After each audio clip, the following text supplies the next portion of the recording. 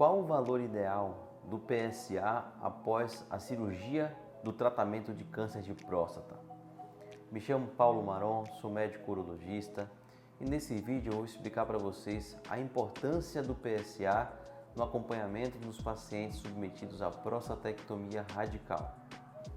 O PSA é um exame muito conhecido dos homens e é uma proteína produzida exclusivamente pela próstata. A principal função é melhorar a qualidade seminal, ou seja, melhorar o nosso esperma. Além disso, nós utilizamos o PSA como uma espécie de triador. Ele faz a triagem de possíveis problemas na próstata, como por exemplo, inflamações, infecções, câncer e a hiperplasia benigna. Mas muita gente não sabe que o PSA ele é ainda mais importante no pós-operatório, porque ele será o nosso marcador de doença. Ele vai mostrar para a gente se, por exemplo, a doença voltou ao organismo ou se o paciente pode ficar tranquilo porque ele está curado do câncer. Isso porque, como ele é produzido exclusivamente pela próstata, uma vez retirado o órgão, a gente não vai ter mais a produção dessa proteína. Portanto, nossa expectativa é encontrar valores muito reduzidos no organismo. E quais são esses números? Que é uma pergunta muito frequente dos pacientes que foram submetidos à cirurgia. Existe uma certa dúvida se um PSA que tenha valores ali identificados é um PSA zerado, qual o PSA esperado para o paciente que foi submetido à cirurgia. Então, antes de começar, é importante contar uma história sobre a detecção dos níveis de PSA no sangue.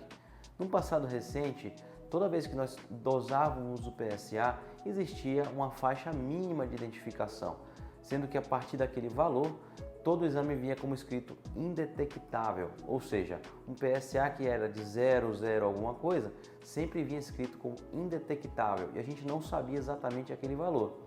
Isso causou muita confusão nos dias atuais, porque os kits modernos de dosagens do PSA conseguem identificar taxas extremamente baixas de PSA no nosso sangue.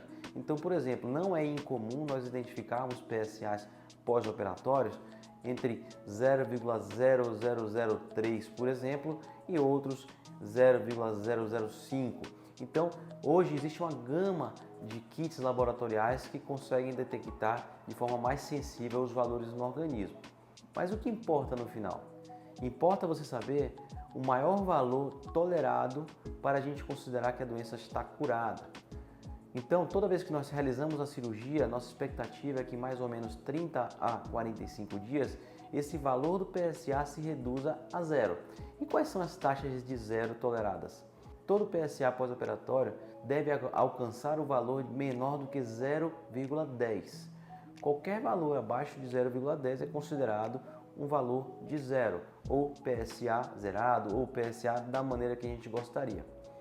Portanto, se você fez uma cirurgia e você tem um PSA que ficou ali 0,07 ou 0,04, todos esses são valores considerados ideais para o tratamento do câncer de próstata. E pequenas variações, flutuações irão ocorrer, portanto não é sinal de preocupação.